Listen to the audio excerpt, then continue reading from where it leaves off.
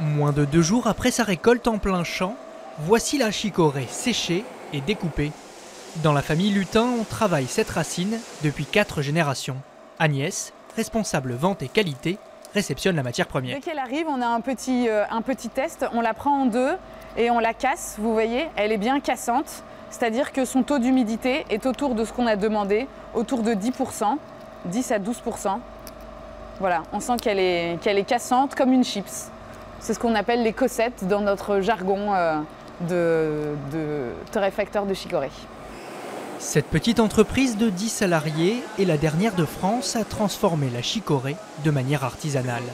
Première étape, la torréfaction dans cette immense machine fabriquée par le père d'Agnès Lutin. Le tubercule est chauffé lentement et mélangé pour obtenir sa couleur brune et son goût si particulier. Au bout de quelques heures, on va pouvoir la sortir. Elle aura trouvé sa couleur brune, elle aura été caramélisée. En fait, c'est l'opération de maillard qui se sera effectuée comme quand vous faites un caramel dans votre poêle. Ensuite, il faut sortir donc la chicorée du torréfacteur parce qu'elle est chaude. Elle est à plus de 130 degrés et il faut la baisser en température. Donc elle arrive dans ces deux refroidisseurs. Une fois refroidie, la matière est concassée au grain voulu. La moitié de la production est emballée pour garnir les rayons des supermarchés. Le reste part chez des industriels tout autour du globe comme colorant, comme arôme ou dans des tisanes. Plus proche de chez vous, la chicorée sera à l'honneur sous toutes ses formes, tout ce week-end, à la fête de la chicorée de la région d'Audric.